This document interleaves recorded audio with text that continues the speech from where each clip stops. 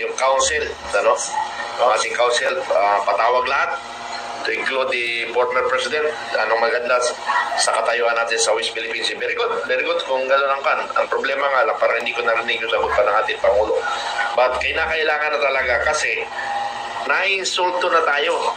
Ang masaklap nito, mga kababayan ko, kung ang ating mga kababayan sa sobrang galit nila, mapagtripa nila mga inchik, sino ang nag-trigger niyan? Walang pagkilos ang ating gobyerno. Ano instruction, anong stand natin? Ano? So yun ang problema. We will create problem. Kasi nagigigil na yung mga kapwa natin Pilipino. Mayroon na nga, ilan na yun nagsabi sa amin ni Commander Dado, susugurin namin. Sir, susugurin na namin. Susugurin na namin mga inchik dito. Sabi ko, wag, makukulong tayo. Hindi, besides kidding, totoo yung sinasabi namin na nagagalit sila pag nakakita ng inchik. Ako nga, totoo lang. Sabi nga ni Kerelsot Parandrin, ano? Pag nakakita siya ng inchik, nang-iinit ang dugo nila. Both side. Duterte and Marcos, naka-monitor sa atin. Sa totoo lang. Naka-monitor sa atin. Ano? Naka-monitor sila. Pero we will never participate sa gulo nila. And because of the gulo nila, baka magkaroon ng problema sa West Philippine Sea, ano? So, Diyos ko, mag-usap-usap na nga lang kayo, anong solusyon natin? Mga nag-asam-asam na maging commander ng Pilipinas, mag-usap nga kayo. Dahil sa inyo, magkagera kami, at nako, baka yung Pilipino, instead na sa China, sa inchik mapukus ang galit nila, sa inyo dalawa magagalit. Dahil sa pumuputok ng West Philippine Sea, kayo pumuputok rin kayo. Kayong dalawa. Kayong dalawa. Marcos, Duterte. Nag-aagawan sa kapangyarihan.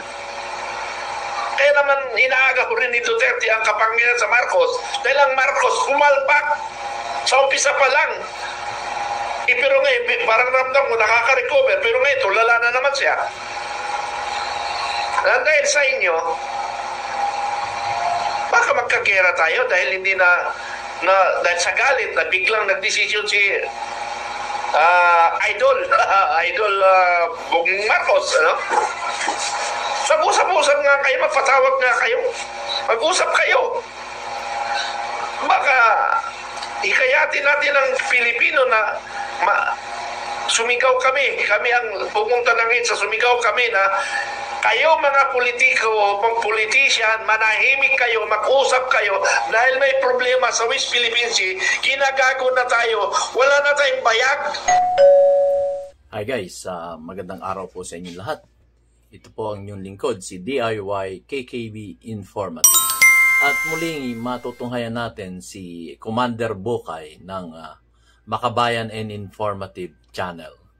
So ito, medyo press na press siya dito. Makakapapansin nyo talagang kumbaga press na press yung kanyang vlog. Kaya lang ang problema, medyo uminit pa rin ang ulo kasi ina-highlight siya dito. Dalawa kayo politiko, nagbabangga kayo, mag-usap na lang kayo. Yung sabi niya dito sa vlog na to. Okay, medyo sabi ko parang natutuwa na galit tong ating si Commander Bokay, si Colonel Metran. So yun, at inihayag din niya dito na ready na ang Filipino Guerrilla Forces para dyan sa mga pagdepensa sa ating mga sarili-sarili, sa ating komunidad at ang ating mga pamilya o pamilya natin, sariling pamilya natin. So yun, dito niya ihahayag at kung ano na yung nangyayari, kung sino-sinong commanders ba ang ating lalapitan sa bawat bayan natin o lalawigan. So simulan na po natin.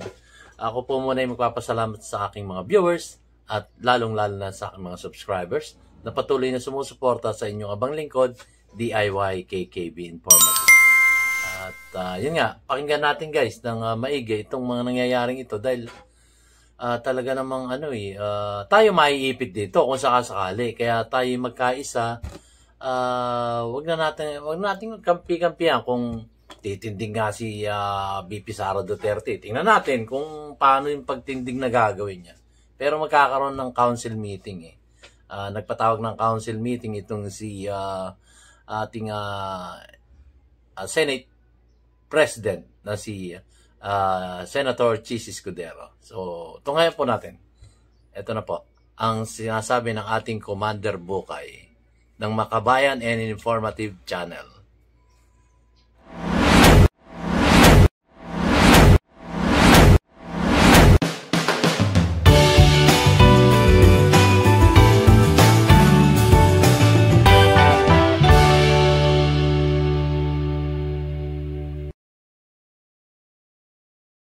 Pupuntok mo ngayon ay regarding sa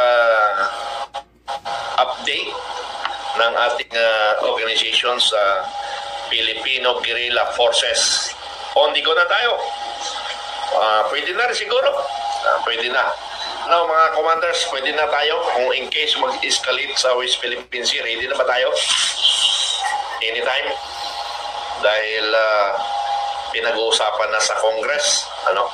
So, nag-usap na sa Congress na nag-suggest si Senate President, the upper Congress, ang Senate President Escudero, na mag-usap-usap na yung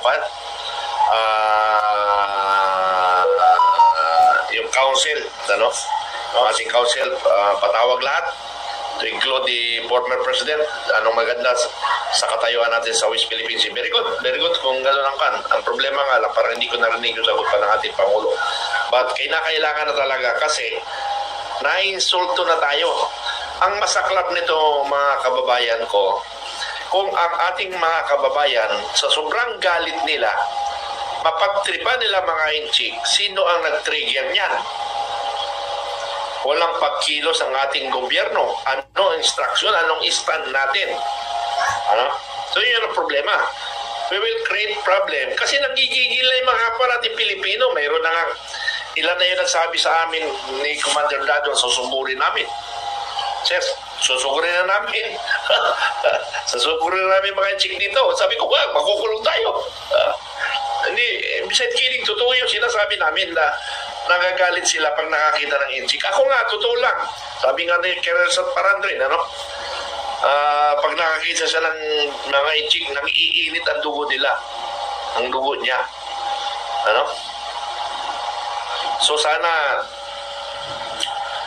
bilisan natin sa pag-organize kasi baka bigla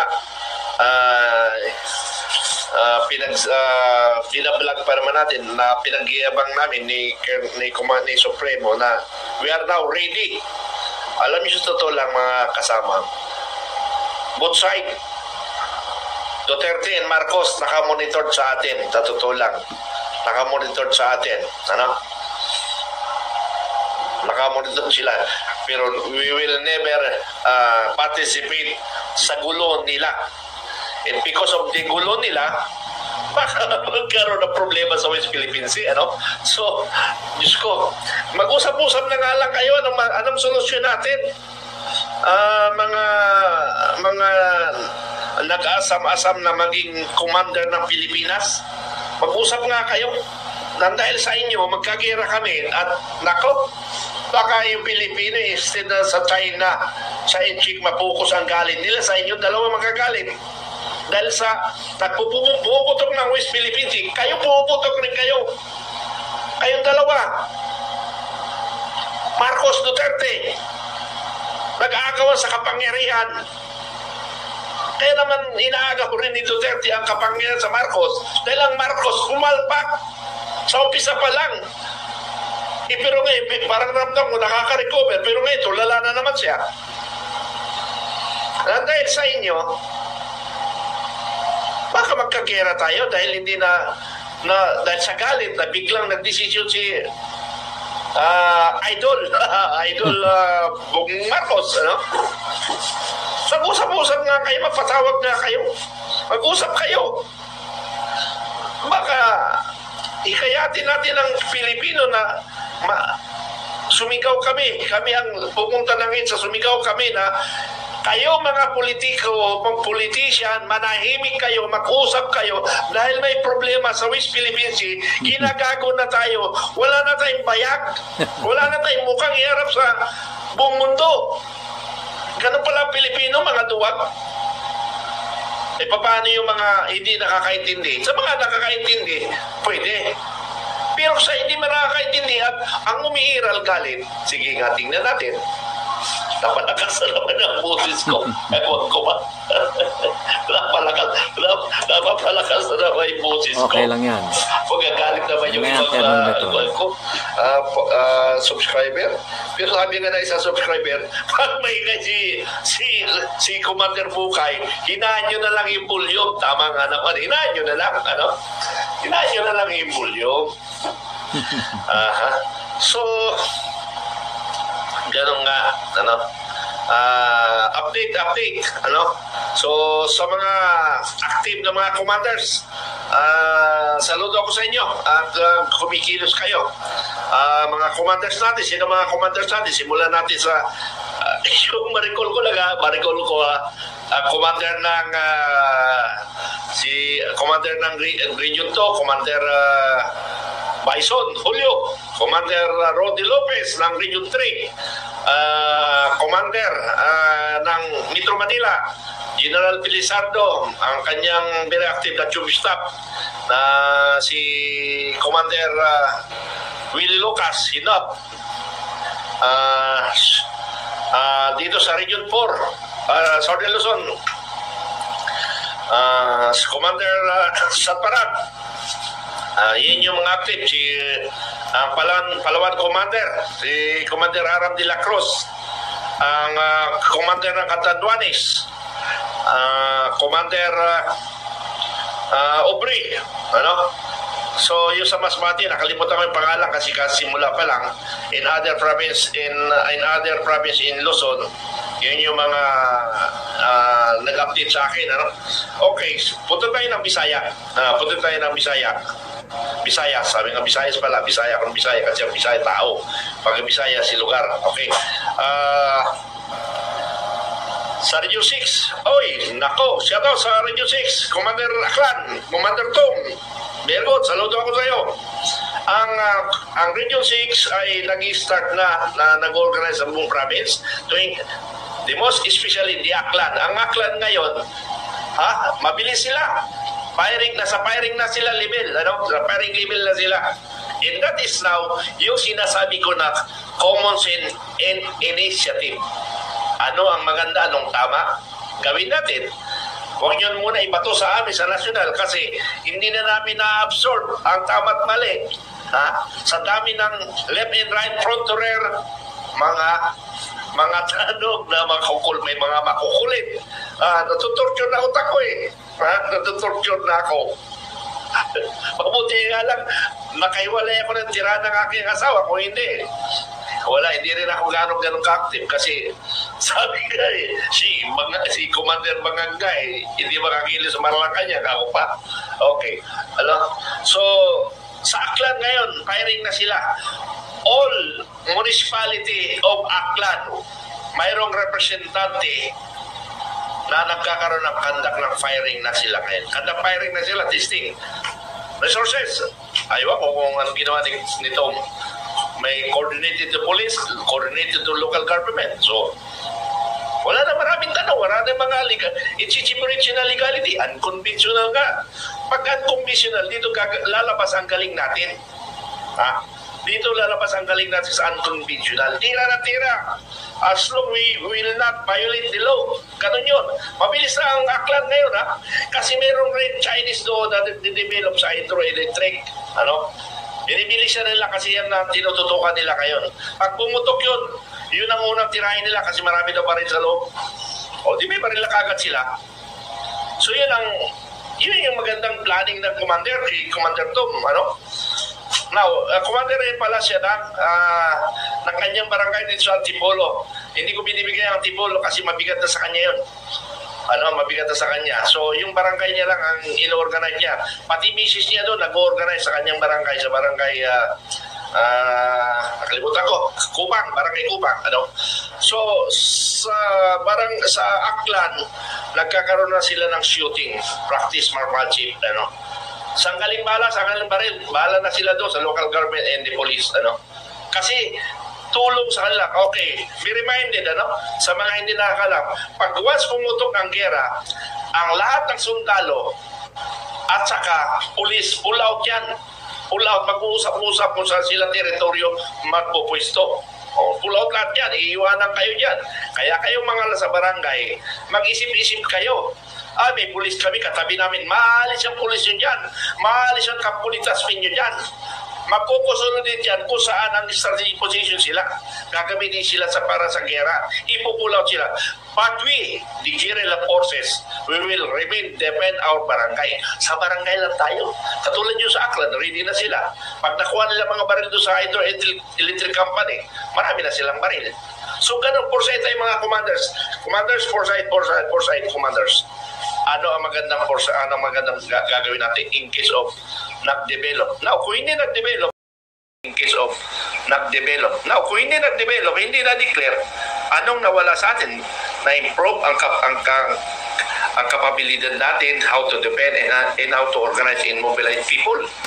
Di ba? Nadagdagan ang kaalaman natin. Okay.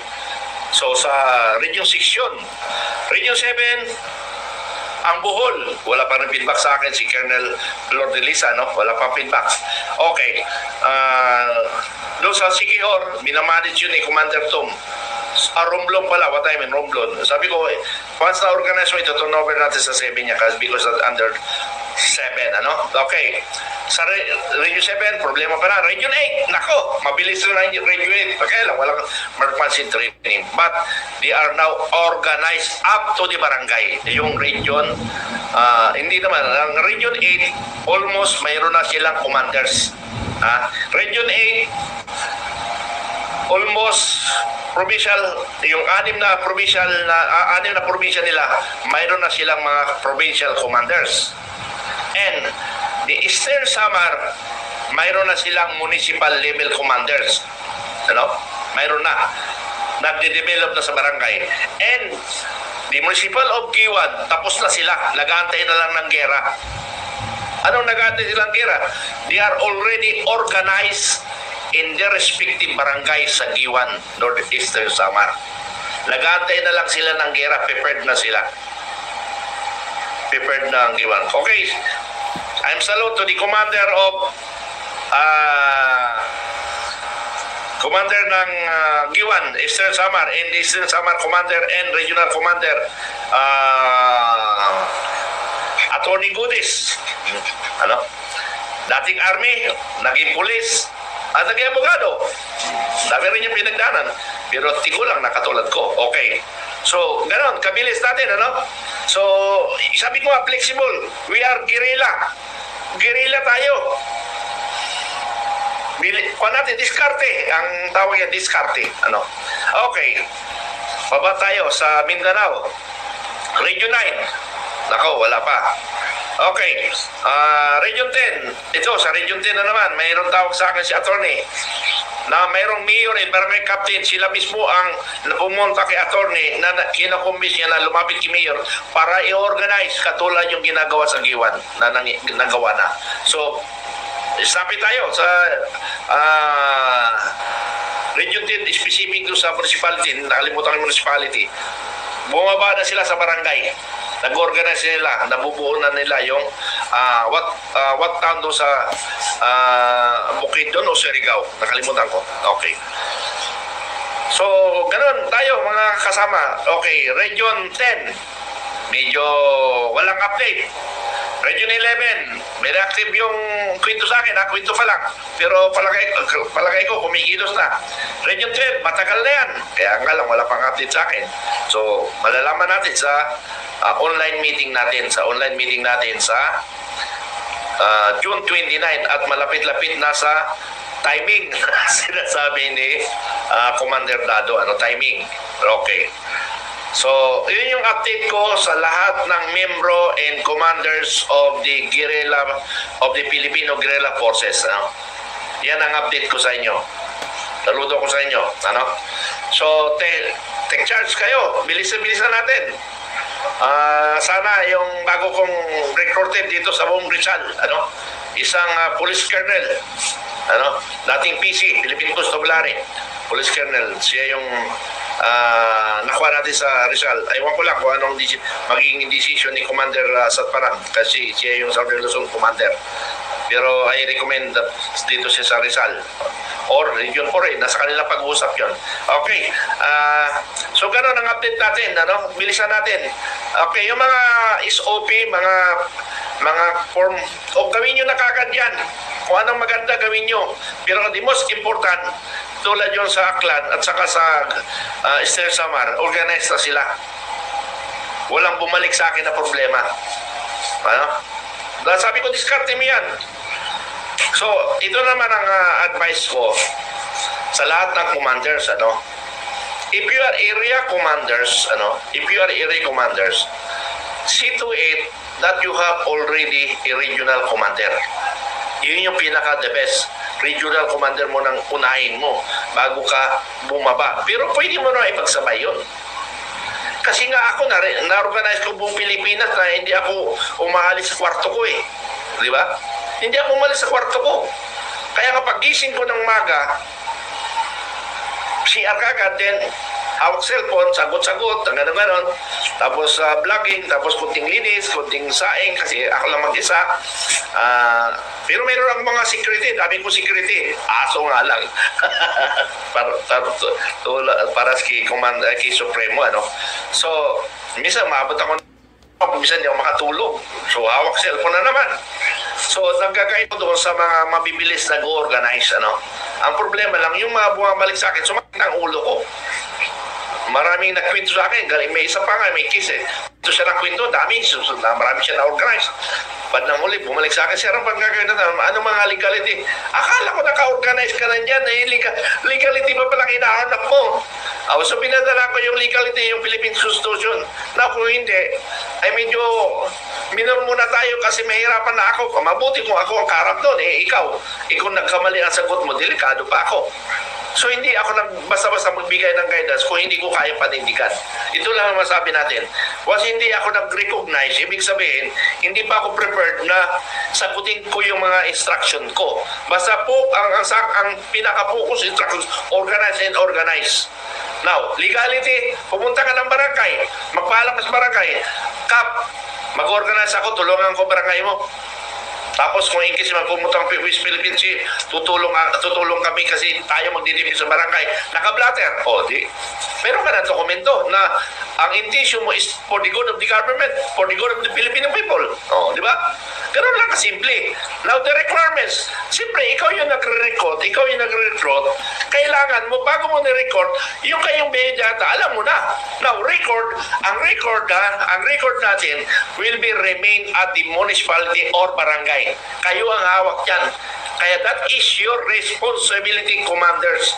Tandaan nyo commander, that is your responsibility of data of your respective personnel. Hindi pa natin kayang dalhin sa national yan because kulang tayo sa budget. So, ang mga record natin, ang listahan natin, kung halimbawa personal data o ano pang ginawa nyo mga form dyan, kung may standard tayo, anyway, madi-discuss ka before before 29 doon sa online meeting natin. Hindi pa ako nag-focus doon. Okay. Ang importante, pag na-interview mo, kasi hindi naman kailangan interview, magkakasama kayo sa barangay, magkakilala na kayo lahat Okay, no need to document. Ang document, bahala na kayo kasi nga kayo, sabi ko nga, ang instruction nga namin ni Supremo, focus on barangay. So kayo magkakilala sa barangay. Kayo magkakilala sa barangay. Now, if you need by the higher level, that's the time you require them. That's the time you require them. Pero sa ngayon, hindi ako nag-required. Kasi pag ni-required ko dyan, baka doon tayo nakapokus lang. Instead na magkakilala kayo na organizer, one platoon organized, very good. Di simple lang. One word lang, one platoon organized, 2 words. Di ba? Kunti lang requirements. Now, yung data niya, bahala na yung platoon leader doon. Kasi yung platoon leader, siya magre-recognize. Oh, medyo mataas ka, pwede ikaw ang magiging battalion commander kasi mas mataas ka. Sabi nga ni Supremo, mag-usap-usap kayo dyan sa area ninyo. Mag-usap-usap kayo. Kasi kayo ang magkakilala. Now, on the province level, yun ang mabigat. Yun ay mabigat. Yung province, dapat papasok na yung area commander or regional commander. Papasok na, mabigat na yun eh. Pero kung municipal level, on battalion level, kasi municipal level, sigurado ako, is minimum of 1 battalion yan, yung municipal. Pag sinabing minimum, aabot ang iba dyan ng 10 battalion sa isang barangay o sa isang municipality. Depende sa laki ng population nila. So, ulitin ko, sa barangay, walang problema kasi magkakakilala sila. Yung squad leader, kamag-anak niya, kapatid niya. Yung platoon leader, magkamag-anak, magkakapit-bahay. So, kilala mo na lahat yung tao niyan. Di ba? Kilala mo na mga tao niyan. Okay. Pagdating sa municipal level, medyo kailangan na, medyo mataas-taas na. Kasi baka ngayon municipal level, it either magkakaroon ng 2 batalyon. So, sa province, magkakaroon ng brigade or division. Ang isang province, minimum yan, brigade. Aabot ng division ng province. Tandaan nyo yan. So, kaya nga province, bababa na yung province, yung regional area commander or regional commander, i-supervise na talaga yun. Pero on municipal level, bababa, hindi mo na kailangan pakialaman yan kasi simple lang yan, bahala na yung provincial commander dyan. Ganon sana ang gagawin natin. Now, sa organizing, ganon rin ang instruction ko. Area commander, huwag ka nang bumaba ng barangay. Bababa ka man only to supervise, visit lang. Pero dapat na-establish mo na lahat ng provincial commanders mo. Para yung provincial commander, siya na rin kikilos pababa. Hindi mo na kaya abutin yan kasi sa dami yan. Sorry, area commander, regional commander, pag may regional commanders ka na, medyo pahinga ka na, medyo hindi ka na loaded. Supervision na nga na lang. Kung may regional commander ka. Ngayon, kung wala ka regional commander, ay problema natin. Nag-area commander ka, tapos iniwan mo isang region, nakahang yun. So that, sino may problema dyan? Ikaw at saka ako. Di ba? Binigay mo ang problema sa akin. So yun ang magiging problema ko. Kaya nga doon ako nagiging busy na maraming region pa na iniisip ko sino ang pwedeng maging commander. Although sa baba, sa mga barangay, may kumikilos na. Pero sinabi ko doon sa mga barangay na wala pa sila mga tatay lolo, sa akin muna kayo mag-report. Temporary. Parang supervise ko lang kayo. Now, kung mayroon na kayong tatakbuhan, i-endorse ko na kayo doon para kayo nang bahala mag-usap. So that is my instruction. So, huwag niyong ibabalik lahat sa akin. Hindi ko kayang ma-absorb lahat dyan. Hindi ko makaya ma-absorb lahat dyan. Mahilo na ako, baka ma-high blood pa ako.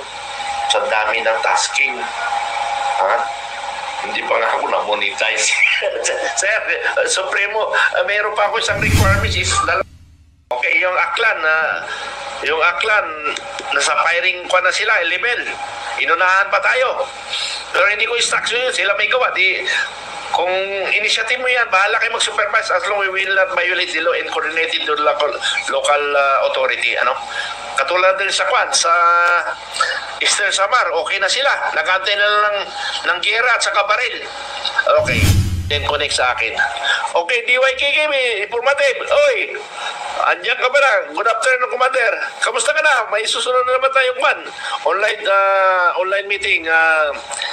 DYKKB, mag-subscribe kayo sa ating National Secretary, si DIY KKB, informative. Mag-subscribe kayo sa kanya kasi kabady natin yan sa FGF. Ayun guys, binanggit pa yung ating YouTube channel, DIYKKB Informative. At binuking pa ako kung sino yung inyong abang lingkod. Okay, anyway, ayun, naipaliwanag na ni Commander Bokay ang mga dapat gawin at hindi dapat gawin dun sa kanyang inihayag ngayong araw na to. Sa kanyang YouTube channel. Ano ba YouTube channel? sorry. Kasi iniisip ko yung sinabi niya, wala, secretary daw. So, ayun, sa kanyang YouTube channel na dali lang. Okay, so natungayan nyo na ang ating buting commander na si Colonel Metran, aka Commander Bukay.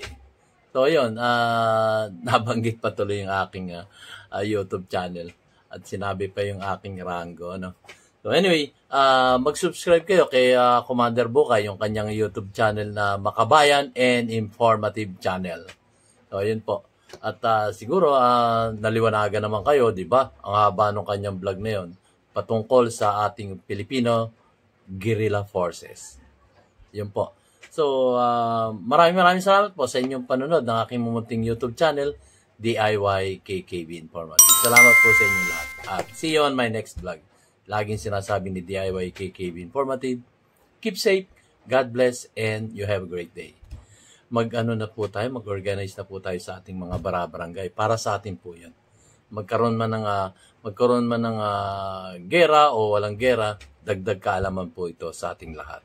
So, maraming salamat po. See you on my next vlog. Thank you po, Commander Bukay. At may meeting kami at tatawagan ko na lang siya. Thank you so much. God bless us all. God bless every Filipino people. Mabuhay ang Pilipinas. Salamat po.